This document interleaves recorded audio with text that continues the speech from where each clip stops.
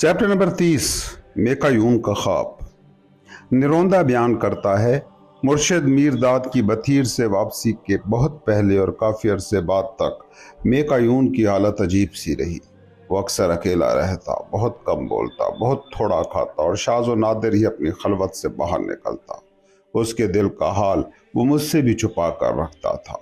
हम सब हैरान थे कि मुर्शिद जो उसे बेहद अजीज रखते थे क्यों कुछ नहीं कह रहे, क्यों उसे तसल्ली नहीं दे रहे। एक दिन जब मेकायून और बाकी साथी अलाव के गिर्द बैठे आग ताप रहे थे, मुर्शिद ने अजीम अफसुर्दगी पर, ग्रेट नॉस्टैल्जिया पर गुफ्तगू शुरू की और कहा, एक शख्स ने ख्वाब देखा और उसका ख्वाब कुछ यूं था। उसने खुद को एक हरे भरे किनारे पर खड़े पाया जो एक गहरे, चौड़े और खामोश से बहते दरिया के साथ था। उस किनारे पर हर उम्र और हर ज़बान बोलने वाले मर्द, औरतें और बच्चे बहुत बड़ी तादाद में मौजूद थे। उन सब के हाथों में रंग बिरंगे और मुख्तलिफ साइज़ के पहिए थे जिन्हें वो किनारे पर ऊपर नीचे घुमा रहे थे। वो सब ज़र्क बर्क लिबासों में मलबूस थे, जैसे किसी त्यौहार या जश्न में शरीक हों। वो हंस रहे थे, खेल रहे थे, ज़ियाफ़तें उड़ा रहे थे और उनके शोर से फ़िज़ा गूंज रही थी। वो लोग जैसे कोई बेकरार समंदर हों, मुसलसल हरकत में थे, ऊपर नीचे, आगे पीछे। मगर उस शख्स ने त्यौहार का लिबास नहीं पहना था, क्योंकि उसे किसी जश्न का इल्म ही ना था और उसके पास कोई पहिया भी ना था। जितना भी वो गौर से सुनता, उसे हजूम की बोली में एक भी लफ्ज़ ऐसा सुनाई न देता जो उसकी ज़बान जैसा हो, और जितनी भी कोशिश करता उसे एक भी चेहरा जाना पहचाना दिखाई न देता। और फिर उस हजूम की नज़रें जो उसके इर्द गिर्द गुजर रहा था कुछ इस अंदाज से उस पर पड़ती जैसे कहना चाहते हों, ये अजनबी और मुज़हिका खेज़ इंसान कौन है। तब उसे अंदर से ये एहसास हुआ कि ये जश्न उसका नहीं, ये दुनिया उसकी नहीं और वो यहाँ अजनबी है। उसके दिल में एक कसक उठी, जैसे कुछ बहुत अपना कहीं पीछे रह गया हो। मीरदाद ने बात जारी रखी। तब किनारे के ऊपरी सिरे से जोरदार गरज की आवाज़ आई और हजूम ने फौरन घुटनों के बल झुककर अपनी आंखों को हाथों से ढांप लिया और अपने सरों को ज़मीन में धंसा दिया। वो दो कतारों में तकसीम हो गए, जिनके बीच एक सीधा और तंग रास्ता बन गया। वो शख्स तन्हा उस रास्ते के बीच खड़ा रहा। न वो जानता था कि क्या करे, न ये कि किधर जाए। उसने जिस सिमत से आवाज़ आ रही थी वहां नजरें दौड़ाई तो क्या देखता है, एक बहुत बड़ा हैबतनाक सांड जिसके मुंह से आग की लिपटें निकल रही हैं, नथनों से धुआं उठ रहा है, बिजली की रफ्तार से उस सीधी राह पर दौड़ा चला आ रहा था। वो खौफ से कांप उठा, दाएं बाएं बच निकलने का रास्ता तलाश किया, मगर कुछ भी नजर न आया। उसने महसूस किया जैसे वो ज़मीन में जकड़ा गया हो। उसे अपनी मौत यकीनी दिखाई दी, मगर ठीक उसी लम्हे जब वो सांड उस तक पहुंचा जहां से आग और धुएं की लिपटें उसे छूने लगी, उसे किसी गैबी कुव्वत ने हवा में बुलंद कर दिया। वो सांड उसके नीचे खड़ा अब भी आग और धुआं फेंक रहा था, लेकिन वो शख्स ऊपर ही ऊपर उठता जा रहा था। अगरचे आग और धुआं अभी भी उसे छू रहे थे, मगर अब उसके अंदर एक अजीब सा यकीन पैदा हो चुका था, ये सांड अब उसे नुकसान नहीं पहुंचा सकता। तब उसने अपना रुख दरिया के पार की तरफ कर लिया। जब उसने नीचे झांका तो हजूम अब भी सजदे में था और सांड अब धुएं और आग की बजाय उस पर तीरों की बारिश कर रहा था। वो तीर सीटियों की तरह उसके नीचे से गुजर रहे थे। कुछ ने उसके कपड़ों को चीर दिया, मगर एक भी तीर उसके जिस्म को न छू सका। आखिरकार वो सांड, वो हजूम और वो दरिया सब नजरों से ओझल हो गए और वो शख्स उड़ता रहा। बमुश्किल वो कुछ 100 फुट ही बुलंद हुआ होगा कि उसने अपनी बाएं तरफ करीब एक चौड़ी और हमवार सड़क देखी। जैसे ही वो अपनी पतली मगर मुसलसल चढ़ती पगडंडी छोड़कर उस तरफ बढ़ने का सोचने लगा, वो सड़क इंसानी सैलाब में बदल गई। ये सैलाब दो हिस्सों में बटा हुआ था। एक हिस्सा बड़ी मुशक्कत से ऊपर चढ़ने की कोशिश करता और दूसरा हिस्सा बेकाबू होकर पहाड़ से नीचे लुढ़कता जा रहा था। मर्द औरतों की एक अनगिनत भीड़ ऊपर चढ़ने की तगोदौ करती, लेकिन जल्द ही उनमें से अक्सर नीचे को लुढ़कने लगते और ऐसी दिल दहला देने वाली चीखें और आहें उभरने लगती कि जैसे अजियत उनकी हड्डियों तक उतर गई हो। वो शख्स कुछ देर ये खौफनाक मंजर देखता रहा, फिर उसके दिल में ख्याल आया, यकीनन पहाड़ की चोटी पर कोई अजीम पागल खाना है और जो नीचे लुढ़क रहे हैं وہ اس کے بھاگے ہوئے مریض ہیں۔ یہ سوچ کر اس نے اپنی ٹیڑھی میڑھی مگر محفوظ پگڈنڈی پر ہی چلتے رہنے کا فیصلہ کیا۔ کہیں گرتا، کہیں سنبھلتا، لیکن ہمیشہ چوٹی کی سمت بڑھتا۔ ایک خاص بلندی پر پہنچ کر وہ انسانی ریلا ختم ہو گیا اور اس کی زمین تک مٹ گئی۔ ایک بار پھر وہ تنہا تھا، اداس سنسان پہاڑ کے ساتھ۔ نہ کوئی ہاتھ تھا جو رستہ دکھاتا، نہ کوئی آواز جو ڈھارس بندھاتی، بس ایک مبہم سا یقین کہ اس کا رستہ چوٹی کی طرف ہے۔ وہ آگے بڑھتا رہا، اپنے پیروں سے رشتے خون سے نقش قدم بناتا ہوا۔ انتہائی کرب اور مشقت کے بعد وہ ایک ایسی جگہ پہنچا جہاں زمین کچھ نرم تھی اور پتھر نہ ہونے کے برابر۔ وہاں کہیں کہیں نرم گھاس کے نازک گچھے نکل رہے تھے۔ یہ منظر اس کے لیے ناقابل بیان خوشی کا سبب تھا۔ وہ گھاس بہت ہی نرم تھی، زمین جیسے ریشم کی، اور ہوا ایسی خوشبودار اور لوری دیتی ہوئی کہ اسے یوں لگا جیسے اس کی آخری توانائی بھی نچوڑ لی گئی ہے۔ اس نے خود کو ڈھیلا چھوڑ دیا اور وہیں سو گیا۔ پھر ایک نرم ہاتھ نے اسے چھوا اور ایک آواز نے کہا، اٹھ، چوٹی تیرے سامنے ہے اور بہار اس چوٹی پر تیری منتظر ہے۔ یہ آواز اور لمس ایک نہایت حسین دوشیزہ کا تھا، جنت کی سی مخلوق جو چمکدار سفید لباس میں ملبوس تھی۔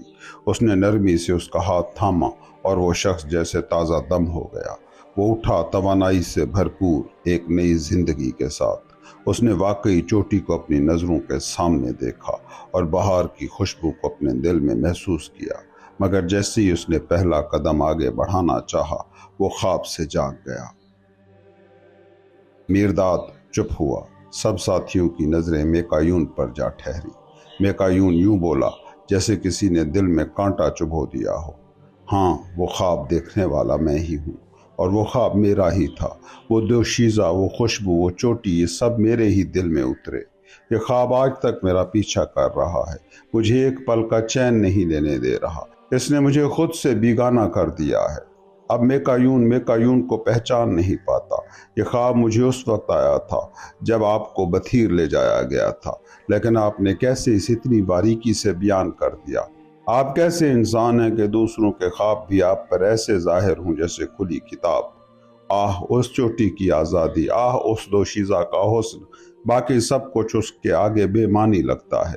میری روح ان کے پیچھے چلی گئی ہے اور صرف اسی دن لوٹی جب آپ بتھیر سے واپس آئے۔ اس دن مجھے سکون اور طاقت محسوس ہوئی، لیکن وہ سکون اب پھر رخصت ہو گیا ہے اور میں پھر اندیکھی ڈوروں میں بندھا خود سے دور کھنچتا جا رہا ہوں۔ اے میرے عظیم مرشد، مجھے بچا لیں، میں اس خواب کی جھلک کو ترس رہا ہوں۔ میرداد نے کہا، تو جانتا ہی نہیں تو مانگ کیا رہا ہے میکایون؟ کیا تو چاہتا ہے کہ اپنے نجات دہندہ سے تو نجات پالے؟ میکایون بولا، میں صرف اتنا چاہتا ہوں کہ اس ناقابل برداشت اذیت سے بچ جاؤں۔ اس دنیا میں جو خود کو گھر سمجھتی ہے، میں اجنبی بن کر جینے کی اذیت سے، میں اس چوٹی پر پہنچنا چاہتا ہوں، اس دوشیزہ کے ساتھ۔ میرداد نے کہا، تو پھر خوش ہو جا میکایون کہ تیرے دل میں عظیم افسردگی، گریٹ نوسٹیلجیا بیدار ہو چکا ہے۔ یہی وہ اٹل وعدہ ہے جو تجھے تیرے اصلی وطن، تیرے اصلی گھر تک پہنچائے گا، اور تو اس نازنین کے ساتھ اس چوٹی پر ضرور پہنچے گا۔ ابھی مار اس موقع پر بولا، خدارا ہمیں یہ بتائیے کہ یہ عظیم افسردگی کیا ہے؟ ہم اسے پہچانیں تو کیسے پہچانیں؟ اس کی علامتیں کیا ہیں؟ چیپٹر نمبر 31، عظیم افسردگی، گریٹ نوسٹیلجیا۔ میرداد نے کہا، عظیم افسردگی دھند کی مانند ہوتی ہے، جیسے دھند سمندر اور زمین سے اٹھتی ہے اور ان دونوں کو چھپا لیتی ہے، ویسے ہی افسردگی دل سے نکلتی ہے اور خود اسی دل کو ڈھانپ لیتی ہے، اور جیسے دھند آنکھ کو حقیقت دکھانے سے روک دیتی ہے اور خود حقیقت بن جاتی ہے، ویسے ہی یہ افسردگی دل کے تمام جذبات پر غالب آ کر صرف اپنے ہی احساس کو اصل حقیقت بنا دیتی ہے۔ بظاہر یہ دھند جیسی بے شکل، بے سمت اور اندھی لگتی ہے، مگر دراصل یہ انہی دھند میں پوشیدہ ان گنت صورتوں سے بھری ہوتی ہے۔ اس کا دیکھنا واضح ہوتا ہے اور اس کی سمت بہت پکی اور واضح۔ یہ افسردگی بخار کی مانند بھی ہے، جیسے جسم میں لگنے والا بخار جسم کی طاقت کو جلا کر اس کی زہریلی غلاظت کو ختم کرتا ہے، वैसे ही दिल में पैदा होने वाली ये अफसुर्दगी दिल को निढाल तो करती है, मगर साथ साथ इसका मैल कुचैल और फालतूपन भी जलाकर ख़त्म कर देती है। ये अफसुर्दगी चोर की तरह भी है, जैसे कोई चुपके से आकर अपने शिकार का बोझ तो उतार देता है, मगर उस नुकसान से गहरी तलखी और खालीपन भी छोड़ जाता है। वैसे ही ये अफसुर्दगी दिल के सारे बोझ तो उठा लेती है, मगर दिल को उसी बोझ की गैर मौजूदगी से बोझल भी कर देती है। जहाँ मर्द व ज़न अपनी आर्जी ज़िंदगी को नाचते गाते हंसते रोते गुजार रहे होते हैं, वो घास से भरा किनारा बहुत वसी नज़र आता है, मगर उसी किनारे पर एक शोला और धुआं उगलता हुआ बैल भी होता है, जो उनके कदमों को बांध देता है, उन्हें घुटनों के बल झुका देता है, उनके गीत गले में वापस धकेल देता है और उनकी पलकों को आंसुओं से जकड़ देता है। इसी तरह वो दरिया भी गहरा और चौड़ा है, जो उन्हें दूसरे किनारे से जुदा करता है। न वो उसे तैर कर पार कर सकते हैं, न पतवार से न बादबान से। कुछ बहुत कम लोग होते हैं जो सिर्फ समझ के पुल से उस पार जाने का हौसला रखते हैं। बाकी सब, तकरीबन सब, इसी किनारे से चिमटे रहते हैं, जहां वो अपने पसंदीदा वक्त के पहियों को घुमाते रहते हैं। मगर जिस शख्स के दिल में अजीम अफसुर्दगी जाग जाए, उसके पास फिर कोई पहिया नहीं होता। वो एक ऐसी दुनिया में होता है जहां हर कोई मसरूफ़ है, वक्त के पीछे भाग रहा है, और वो तन्हा, फारिग और बेनियाज होता है। एक ऐसी दुनिया में जहां हर कोई खुश लिबास, शाइस्ता और मुहज़्ज़ब है, वो बेलिबास, हकलाता हुआ और अजनबी महसूस करता है। वो दूसरों के साथ हंस नहीं सकता, ना ही उनके साथ रो सकता है। लोग खाने पीने में खुश होते हैं, वो बेजायका खाता है और उसके मशरूब में कोई लुत्फ नहीं होता। दूसरे रफ़ीकों को तलाश करते हैं या किसी के साथ ज़िंदगी गुजार रहे होते हैं। वो तन्हा चलता है, तन्हा सोता है, तन्हा ख्वाब देखता है। दूसरे दुनिया की अक्लमंदी और होशियारी में माला माल होते हैं। वो ना समझ और कुंद जहन नज़र आता है। दूसरे ज़मीन पर किसी जगह को अपना वतन कहते हैं, उसका कोई वतन नहीं होता। दूसरों के पास कहने को कोई सरजमीन होती है, उसके पास कुछ भी नहीं, क्योंकि उसका दिल हमेशा दूसरे किनारे की तरफ देख रहा होता है। वो शख्स एक ख्वाब में चलने वाला होता है, एक ऐसी दुनिया में जहां बाकी सब बज़ाहिर जाग रहे होते हैं। वो एक ऐसे ख्वाब की तरफ खिंचा चला जाता है जो बाकी लोग न देख सकते हैं, न महसूस कर सकते हैं। इसलिए वो उस पर हंसते हैं, कंधे उचकाते हैं, उसे पागल कहते हैं।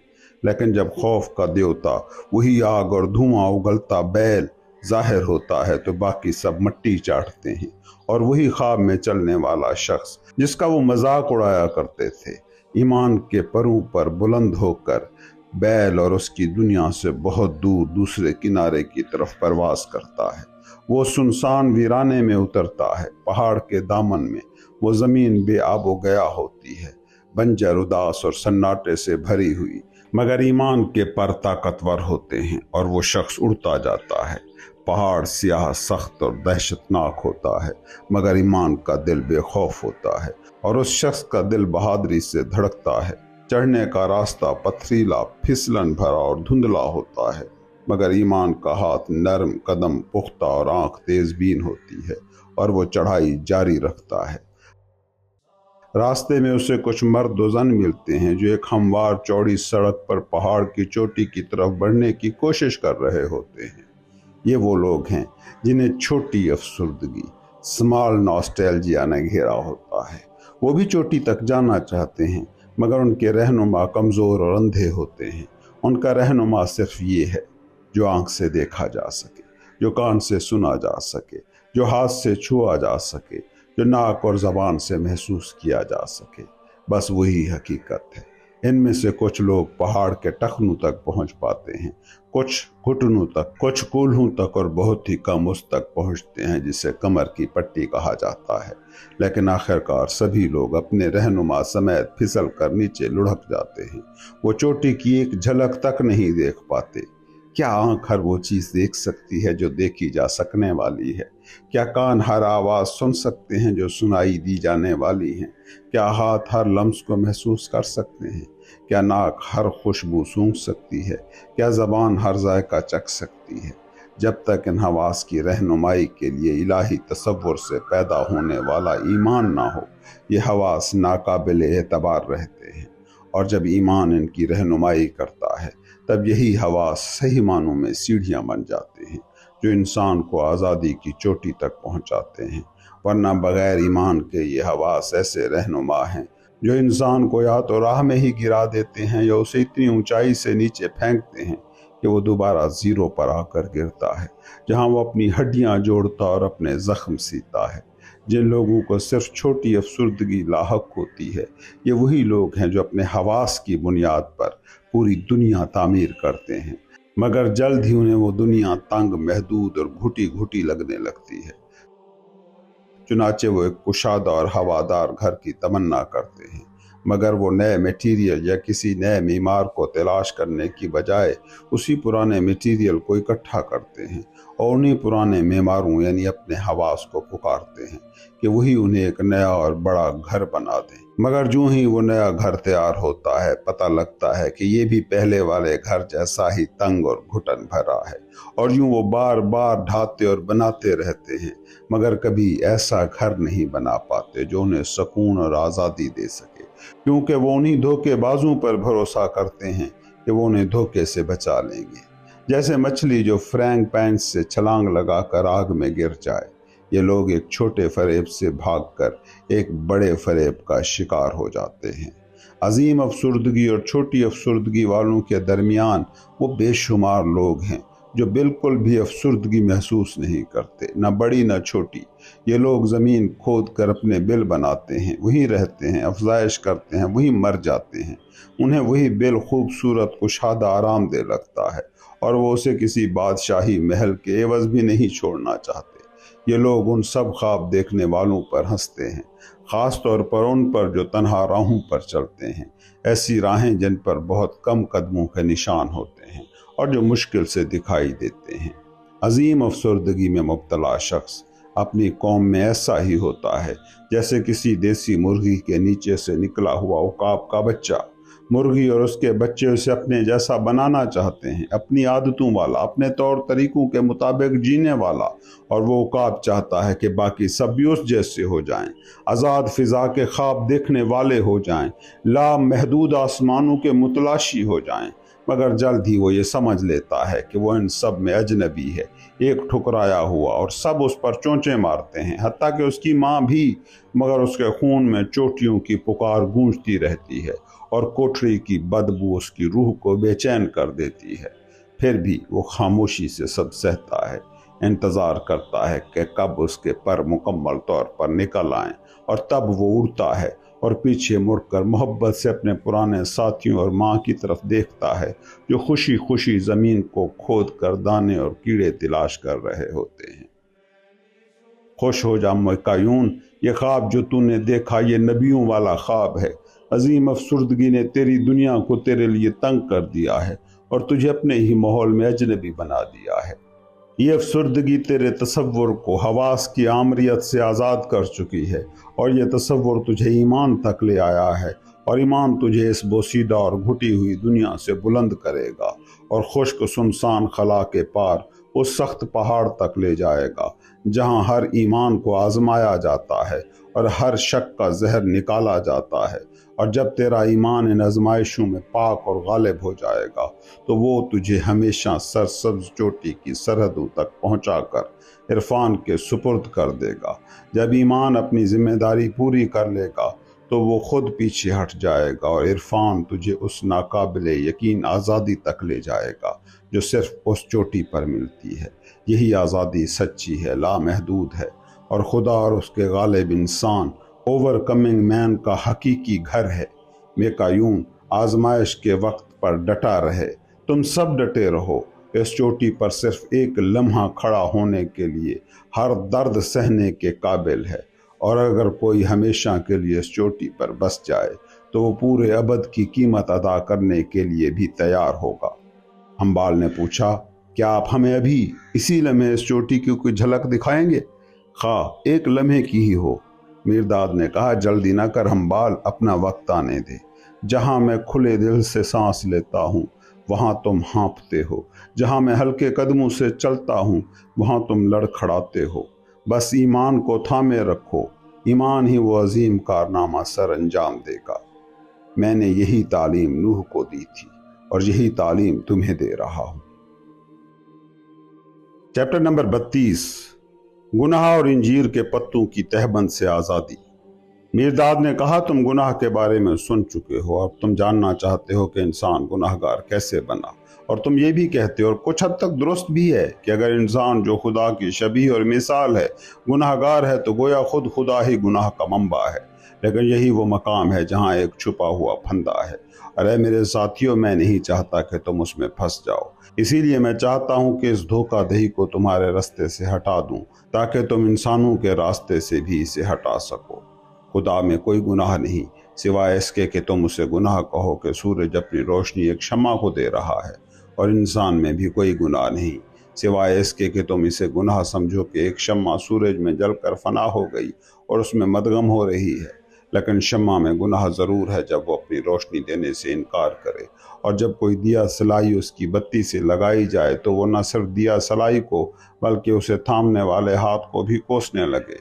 گناہ ہے اس شمع میں جو سورج کی روشنی میں جلنے سے شرمندہ ہو اور خود کو اس کی آنکھوں سے چھپانے لگے۔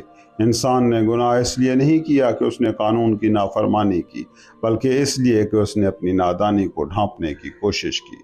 ہاں، گناہ ہے انجیر کے پتوں سے بنے ہوئے تہبند میں۔ کیا تم نے انسان کے زوال کی وہ قدیم کہانی نہیں سنی؟ بظاہر مختصر اور سادہ مگر حقیقت میں بہت بلند اور باریک معنی والی۔ کیا تم نے نہیں سنا جب انسان پہلی بار خدا کی آغوش سے نکلا تو وہ ایک نوزائیدہ خدا کی مانند تھا، خاموش، ساکت، بے اثر اور غیر تخلیق کی۔ اگرچہ اسے الوہیت کی تمام صفات ملی تھی مگر ایک نوزائیدہ کی طرح۔ وہ نہ صرف انہیں پہچاننے سے قاصر تھا بلکہ ان کو برتنے کے قابل بھی نہ تھا۔ انسان باغ عدن میں یوں تھا جیسے ایک بیج خوبصورت شیشی میں بند ہو، اور وہ بیج جب تک کسی موزوں مٹی میں نہ بویا جائے اور اس کا چھلکا نہ ٹوٹے تب تک اس میں پوشیدہ عجائبات کبھی ظاہر نہ ہو سکتے ہیں۔ مگر انسان کے پاس اپنی ہی فطرت کی کوئی زمین نہ تھی جس میں وہ خود کو بو سکتا، نہ کوئی ایسا چہرہ تھا جو اس کے چہرے کا عکس ہو، نہ کوئی ایسی آواز جو انسانی آواز ہو، نہ کوئی دل جس کی دھڑکن اس کی دھڑکن کا جواب دے۔ وہ بالکل تنہا تھا، ایک ایسی دنیا میں جہاں باقی سب جوڑا جوڑا ہو کر اپنی راہوں پر روانہ ہو چکے تھے۔ وہ خود سے بیگانہ تھا، نہ اس کے ہاتھ میں کوئی کام، نہ اس کے لیے کوئی متعین راستہ۔ جنت اس کے لیے ویسی ہی تھی جیسے کسی بچے کے لیے جھولے والا نرم بستر، خاموش اور بے عمل سرور کی ایک حالت، ایک سجا سجایا انکوبیٹر۔ نیکی اور بدی کے علم کا درخت اور حیات کا درخت دونوں اس کی پہنچ میں تھے، مگر وہ ان کی طرف ہاتھ نہ بڑھاتا، کیونکہ اس کا ذائقہ، اس کی خواہش، اس کی سوچ اور یہاں تک کہ اس کی اپنی ہستی بھی ابھی تک اس کے اندر لپٹی ہوئی تھی، اور وہ خود اکیلا ان لپیٹوں کو کھولنے کے قابل نہ تھا۔ اس لیے وہ مجبور ہوا کہ اپنے ہی باطن سے ایک مددگار کو جنم دے، ایسا ہاتھ جو اس کی کئی پردوں کو آہستہ آہستہ کھولے۔ یہ مدد اس کو باہر سے نہ ملی بلکہ وہ خود اس قدر الہی توانائی سے لبریز تھا کہ مدد اس کے اندر پنہاں تھی، اور یہی سب سے اہم نقطہ ہے۔ حوا کوئی نئی مٹی یا نئی سانس نہیں تھی بلکہ آدم ہی کی مٹی اور سانس تھی، اس کی ہڈیوں کی ہڈی، اس کی گوشت کا گوشت۔ کوئی نئی مخلوق نہیں آئی بلکہ وہی ایک آدم دو میں تقسیم ہو گیا، ایک نر آدم اور ایک مادہ آدم۔ یوں وہ اکیلا بے عکس چہرہ ایک ساتھی چہرے میں اپنا عکس دیکھنے لگا۔ اس کا وہ نام جو کبھی کسی انسانی آواز میں گونجا نہ تھا اب باغ عدن کی راہوں میں میٹھے نغمے بن کر گونجنے لگا، اور وہ دل جو تنہا دھڑکتا تھا اب ایک ہم آہنگ دل کی دھڑکن سے ہم صدا ہو گیا۔ یوں چکماک کو فولاد ملا اور چنگاریاں بھڑک اٹھی، یوں بجھی ہوئی شمع دونوں سروں سے جلنے لگی، ایک ہی شمع، ایک ہی بتی اور ایک ہی روشنی، اگرچہ وہ بظاہر دو مخالف سمتوں سے آتی دکھائی دے۔ یوں شیشی میں بند بیج کو وہ مٹی ملی جس میں وہ اگنے لگا اور اپنے راز کھولنے لگا۔ یوں وحدت جب اپنے شعور سے بے خبر ہوتی ہے تو اپنے اندر سے دوئی کو جنم دیتی ہے، تاکہ دوئی کی باہمی تصادم، کشمکش اور اختلاف کے ذریعے وہ اپنے وجود واحد کو پہچان سکے۔ اسی میں انسان بھی اپنے خالق کی سچی تصویر اور عکاسی ہے۔ خدا جو اولین شعور ہے اپنے ہی باطن سے کلمہ کو ظاہر کرتا ہے، اور شعور اور کلمہ دونوں مقدس عرفان ہولی انڈرسٹینڈنگ میں ایک ہو جاتے ہیں۔ دوئی کوئی سزا نہیں ہے بلکہ وحدت کی فطرت میں پیوست ایک لازمی مرحلہ ہے جس کے بغیر اس کی الوہیت کھل کر ظاہر نہیں ہو سکتی۔ کیا یہ بچکانہ خیال نہیں کہ اتنا عظیم عمل 70 برس یا 70 لاکھ برس میں مکمل ہو جائے؟ کیا خدا بن جانا اتنا معمولی واقعہ ہے؟ دوئی کا راستہ طویل ہے اور وہ نادان ہیں جو اس راہ کو کیلنڈروں سے ناپتے ہیں۔ ازل و ابد ستاروں کی گردشوں کا حساب نہیں رکھتے۔ جب انسان دو میں تقسیم ہوا، یعنی جب آدم اور حوا وجود میں آئے، تو ان کا پہلا عمل کیا تھا؟ نیکی و بدی کے درخت کا پھل چکھنا۔ یوں ان کی اپنی ذات کی طرح ان کی پوری دنیا بھی دوئی کا شکار ہو گئی۔ اب اشیاء وہ نہ رہیں جو پہلے تھی، نہ معصوم رہی نہ غیر جانبدار، بلکہ ہر چیز دو متضاد کیمپوں میں بٹ گئی۔ جہاں پہلے سب ایک تھا، اب ہر طرف تضاد تھا۔ اور وہ سانپ جو حوا کو ترغیب دیتا ہے، کیا وہ خود دوئی کی وہی گہری آواز نہیں؟ ایک ایسی سرگرم مگر نا تجربہ کار تحریک جو عمل اور تجربے کی پیاس سے بےتاب تھی۔ تعجب کی بات نہیں کہ سب سے پہلے حوا نے اس آواز کو سنا اور اس پر لبیک کہا، کیونکہ وہ خود ایک چکماک کی طرح تھی، ایک ایسا وسیلہ جو اپنے ساتھی میں چھپی ہوئی طاقتوں کو جگانے کے لیے وضع کیا گیا تھا۔ کیا تم نے کبھی آنکھیں بند کر کے اس پہلی عورت کا تصور کیا جو باغ عدن کے درختوں میں دبے قدموں چل رہی ہے؟ دل کی دھڑکن پنجرے میں بند پرندے کی طرح تیز، آنکھیں ہر طرف چوکنی، منہ میں پانی اور ہاتھ کانپتے ہوئے اس ممنوعہ پھل کی طرف بڑھ رہے ہیں۔ کیا تم نے کبھی چاہا نہیں کہ خدا اسی لمحے ظاہر ہو جائے جب وہ اپنی نادانی میں وہ عمل کرنے جا رہی تھی اور بعد میں نہیں، جیسا کہ اس کہانی میں ہے؟ اور جب وہ عمل کر چکی تو کیا تم نے کبھی تمنا نہیں کی کہ آدم میں اتنی عقل و حوصلہ ہوتا کہ وہ خود کو اس کا شریک نہ بناتا؟ لیکن نہ تو خدا نے مداخلت کی، نہ آدم باز رہا۔ کیوں؟ کیونکہ خدا نہیں چاہتا کہ اس کی مشابہت کوئی ایسی چیز بنے جو خود اس سے مختلف ہو۔ خدا کی مرضی تھی، اس کا منصوبہ تھا کہ انسان دوئی کا طویل رستہ طے کرے تاکہ وہ اپنے اندر اپنی مرضی اور منصوبہ دریافت کرے اور عرفان کے ذریعے دوبارہ وحدت میں داخل ہو۔ اور آدم، وہ چاہتا بھی تو انکار نہ کر سکتا تھا، کیونکہ اس کی بیوی نے پھل کھایا تھا اور وہ دونوں ایک تھے، ایک ہی جسم، ایک ہی جان، اور ہر ایک دوسرے کے عمل کا ذمہ دار۔ کیا خدا ناراض ہوا؟ کیا اس نے قہر نازل کیا کہ انسان نے نیکی و بدی کا پھل چکھا؟ خدا نہ کرے، خدا جانتا تھا انسان یہ پھل ضرور کھائے گا۔ وہ چاہتا تھا کہ یہ پھل کھائے، لیکن وہ یہ بھی چاہتا تھا کہ انسان پہلے اس کے نتائج سمجھے، پھر ان نتائج کا سامنا کرنے کی ہمت رکھے، اور انسان نے وہ ہمت دکھائی۔ اس نے وہ پھل چکھا اور نتائج کا سامنا کیا، اور وہ نتیجہ تھا موت، کیونکہ جب انسان دوئی میں فعال ہو گیا تو وہ وحدت کی غیر فعال حالت میں فوراً ہی مر گیا۔ بس موت کوئی سزا نہیں بلکہ دوئی کی فطرت میں شامل ایک لازمی مرحلہ ہے۔ دوئی کا تقاضا ہے کہ ہر شے کا ایک سایہ ہو، اور یوں آدم نے اپنے لیے حوا کی شکل میں سایہ پیدا کیا، پھر ان دونوں کی زندگی نے موت نامی سائے کو جنم دیا۔ لیکن آدم اور حوا اگرچہ موت کے سائے میں ہیں، مگر وہ ہنوز خدا کی حیات میں بے سایہ زندہ ہیں۔ دوئی ایک مسلسل فرکشن ہے، اور یہ فرکشن ایسا فریب دیتی ہے جیسے دو مخالف قوتیں ایک دوسرے کو تباہ کرنے پر تلی ہیں، حالانکہ حقیقت یہ ہے کہ وہ بظاہر متضاد قوتیں دراصل ایک دوسرے کو مکمل کرنے والی، ایک دوسرے کو پورا کرنے والی اور ایک ہی مقصد کی طرف گامزن ہیں۔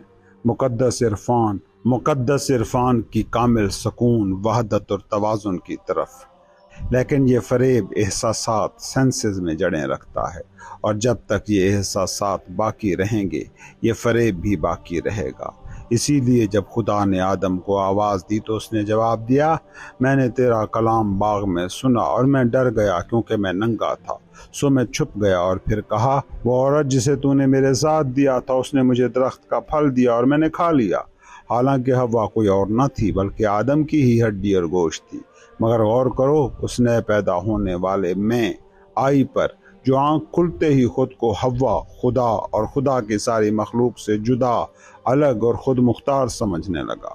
یہ میں ایک فریب تھا، یہ شخصیت جو خدا سے علیحدہ ہو کر خود کو آزاد سمجھ رہی تھی، نہ کوئی حقیقت رکھتی تھی نہ وجود، اس کا مقصد یہ تھا کہ اپنی فنا کے ذریعے انسان اپنے سچے وجود کو پہچان سکے، یعنی اس وجود کو جو دراصل خود خدا کا وجود ہے۔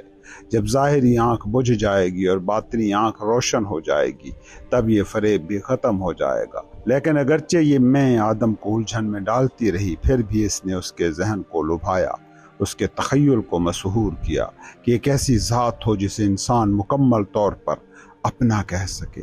یہ احساس اس کے لیے نہایت فریبی مگر دل خوش کن تھا، جو ابھی تک کسی میں سے آشنا ہی نہ تھا۔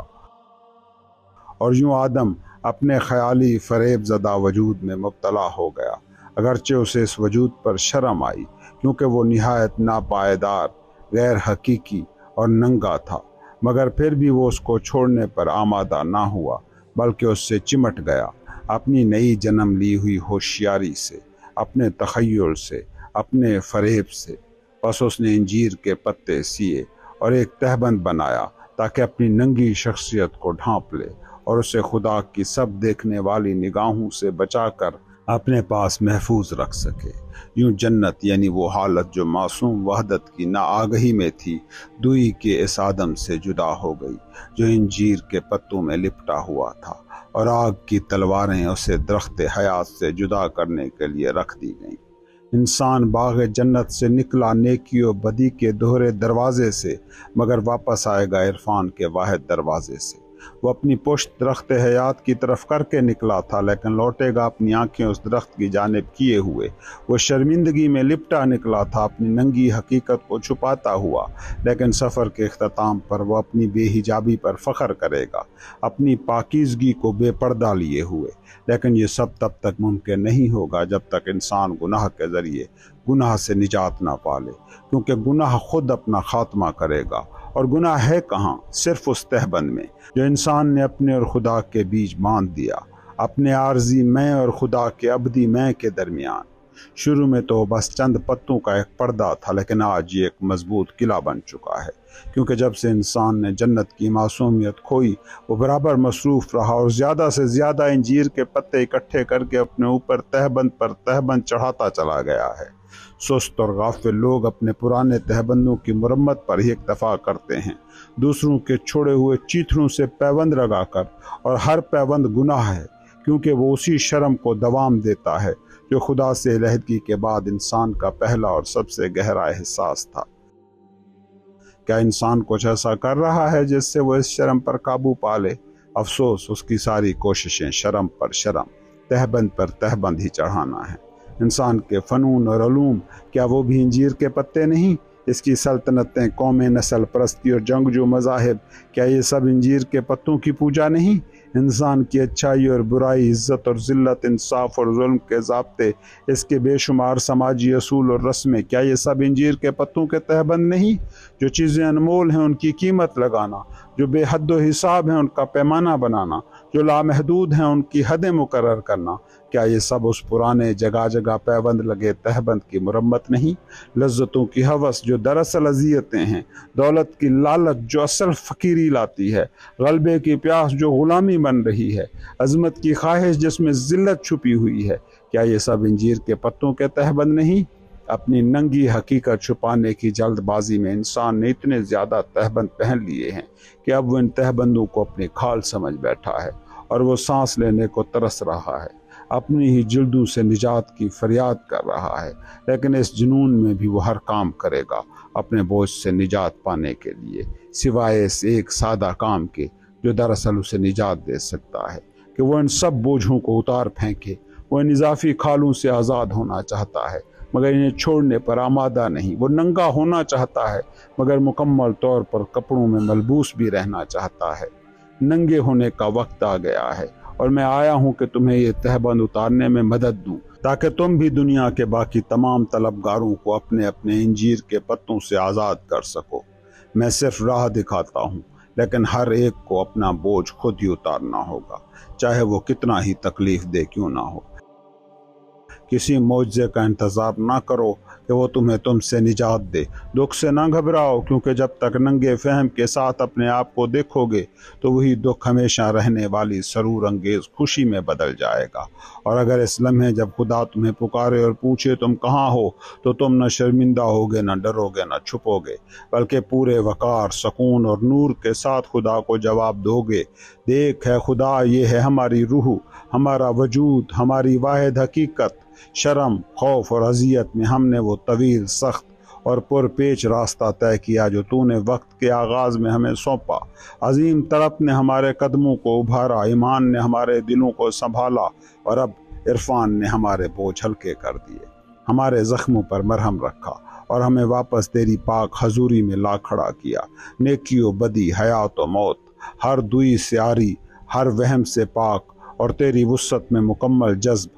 ہمارے پاس چھپانے کو کوئی انجیر کا پتا نہیں، ہم بے حجاب ہیں، روشن ہیں، بے خوف ہیں۔ دیکھ ہم ایک ہو گئے، دیکھ ہم غالب آ گئے، اور خدا تمہیں اپنی لامحدود محبت سے گلے لگائے گا اور فوراً اپنے درخت حیات تک تمہاری رہنمائی کرے گا۔ یہ تعلیم میں نے نوح کو دی، یہی میں تمہیں دے رہا ہوں۔ نہ روندا۔